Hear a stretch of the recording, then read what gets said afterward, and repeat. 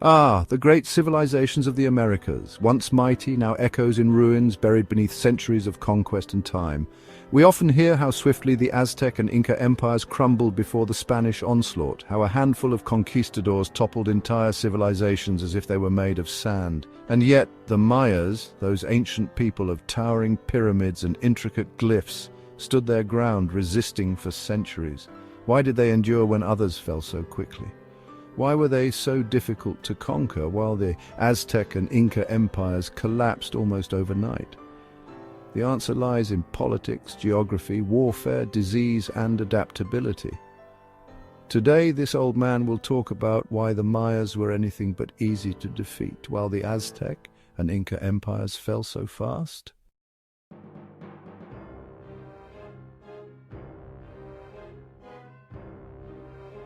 To understand this, we must first examine how the Spanish managed to conquer the Aztecs and Incas with such shocking speed. It wasn't sheer Spanish might that did the job, it was deception, alliances, and a well-timed plague. The Aztecs, ruling over much of modern-day Mexico, were an empire built on conquest and tribute. Their dominance over other city-states bred resentment, making them vulnerable to betrayal. When Hernán Cortés arrived in 1519, he found eager allies among the Aztecs' enemies, who saw him not as an invader but as a means of escape from their brutal overlords. The Spanish, with only a few hundred men, turned these rivalries into their greatest weapon. They marched into Tenochtitlan, the gleaming island capital of the Aztecs, where they were welcomed, at least at first. Moctezuma, the emperor, hesitated, believing Cortés might be the returning god Quetzalcoatl. That moment of hesitation was all the Spanish needed. Within 2 years, the empire was in ruins, its people devastated not just by steel and gunpowder, but by something even deadlier: smallpox. The disease ripped through the population, killing millions before they could even put up a fight.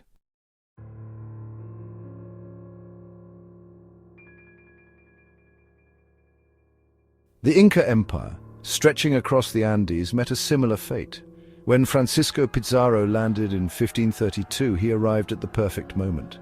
The Inca Empire had just suffered a brutal civil war between two rival brothers, Atahualpa and Huascar, weakening its very foundation. Pizarro and his small force of around 200 men used trickery, much like Cortés had. They lured Atahualpa into a trap, took him prisoner, and despite receiving a massive ransom of gold and silver, executed him. With the emperor dead and the empire already fractured, resistance crumbled. The Spanish didn't need to fight a large-scale war. The Incas, without a strong leader, could not organize an effective counterattack. Smallpox followed, tearing through the Andes, killing countless thousands.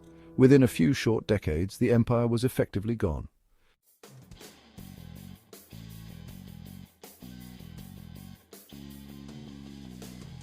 But the Mayas, they did not fall so easily. Unlike the Aztecs and the Incas, they were not a single empire. They had no emperor, no centralized rule, no single city to capture that would bring the entire civilization crashing down. Instead, they were a collection of independent city-states, each with its own ruler, its own army, and its own ambitions. This political fragmentation made conquest a nightmare. The Spanish could not simply behead the empire, as they had done with the Aztecs and Incas. Every city was its own war. Every victory was just the beginning of another battle.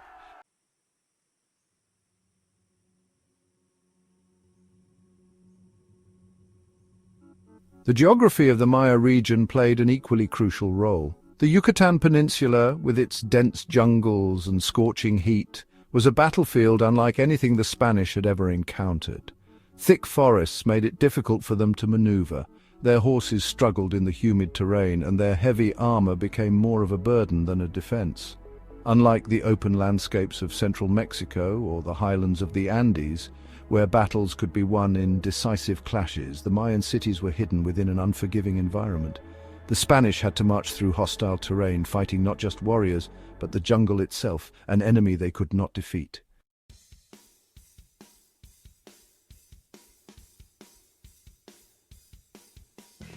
And unlike the Aztecs and Incas, who relied heavily on centralized governance, the Mayas had a highly flexible political structure.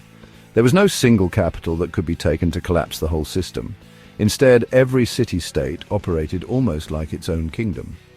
While some Mayan cities surrendered relatively quickly, others fought for decades, and many remained independent for centuries. Even after the Spanish officially conquered the region, resistance continued in different forms. Some Mayan groups even remained outside Spanish control well into the 19th century. By the time the Spanish attempted to subdue the Mayas, they were no longer facing a people who had never seen Europeans before. The Mayas had watched the fall of the Aztecs. They had learned. They understood the Spanish tactics, the deception, the alliances, the diseases. They knew that trusting these newcomers would only lead to destruction, and so they fought differently. They used guerrilla tactics, striking from the shadows and disappearing before the Spanish could retaliate. They refused to meet the invaders in open battle, choosing instead to wear them down over years, even decades.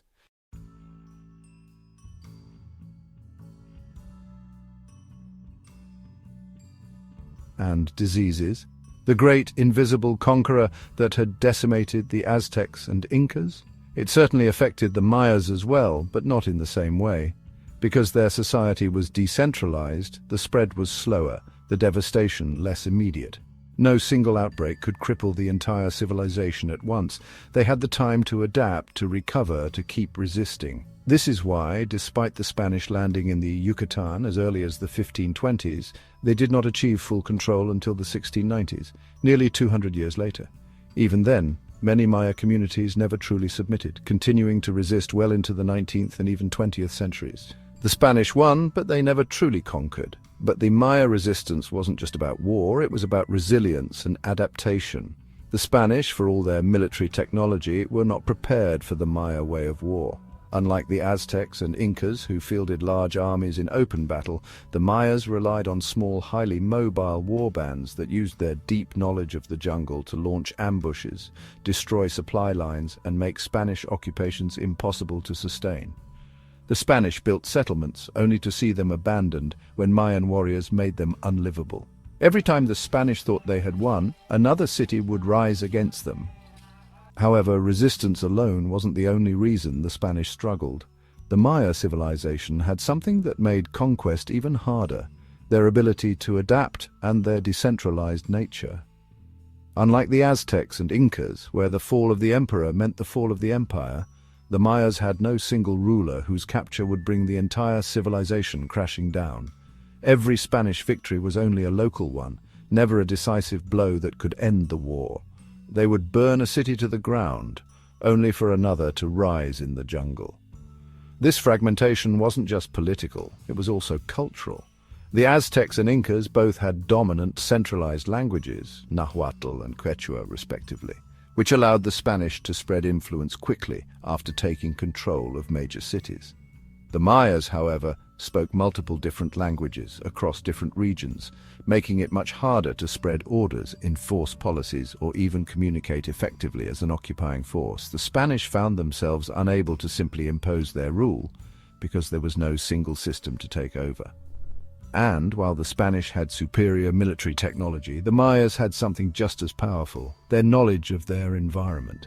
The dense rainforests, twisting rivers, and underground cave systems of the Yucatan Peninsula provided natural defenses that the Mayas used to their full advantage. They didn't need to engage the Spanish in open battle, where guns and horses could dominate. Instead, they lured them into the wilderness, where their armor became a burden, their gunpowder became useless in the humidity, and their horses struggled to navigate the thick underbrush. The Mayas fought with a different philosophy of war. While the Aztecs often fought to capture prisoners for ritual sacrifice, and the Incas fought for large territorial gains, the Mayas engaged in a form of conflict that was more about endurance than conquest. They knew they could never defeat the Spanish outright, but they also knew that they didn't need to. They only had to make the conquest so costly and exhausting that the Spanish would give up or move on. They attacked supply lines, ambushed Spanish patrols, and disappeared before the enemy could retaliate. They made every step forward a nightmare. The Spanish also struggled to subjugate Maya religion and belief systems, which were deeply tied to their resistance. Unlike the Aztecs and Incas, where the destruction of temples and religious leaders helped break the population's morale, the Mayas incorporated syncretism, a blending of Catholic and Maya beliefs, to keep their traditions alive under Spanish rule. The Spanish destroyed idols, but the Mayas simply replaced them with hidden symbols of their old gods within Catholic imagery. Churches were built on top of old temples, yet Maya rituals continued in secret. Even as Spanish rule expanded, the Maya spirit remained unbroken. Economically, the Maya region also lacked the centralized wealth of the Aztecs and Incas. While the Spanish sought gold and silver, they found the Maya lands far less rewarding. Unlike the Inca cities of Peru, where entire rooms were filled with gold, or the Aztec treasures of Tenochtitlan, the Mayas had no central treasury for the Spanish to seize. This lack of concentrated wealth made them a less attractive target. The conquest of the Aztecs and Incas was profitable. The conquest of the Mayas was a costly, drawn-out endeavor with little immediate economic reward. And perhaps the greatest factor of all was time. The Spanish arrived in the Yucatan in the early 1520s, expecting a swift conquest. What they found instead was centuries of resistance. By the late 1600s, they were still fighting. The last independent Maya city, Neupetan, fell in 1697, not in a grand battle, but in a slow, grinding campaign that took years to complete. Even after its fall, rebellions continued. The Maya people never truly stopped resisting, and even in the 19th century, Maya-led uprisings like the caste war of Yucatan proved that their fighting spirit had not been extinguished.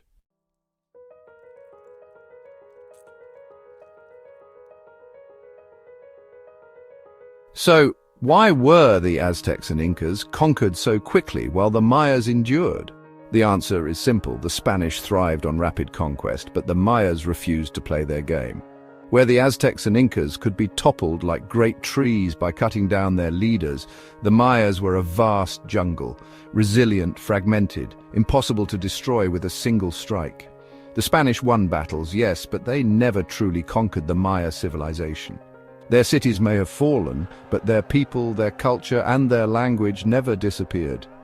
Even today, millions of Maya descendants still speak their ancestral languages, still carry on traditions, still exist as proof that conquest is never absolute. The story of the Maya is not one of defeat, it is one of survival.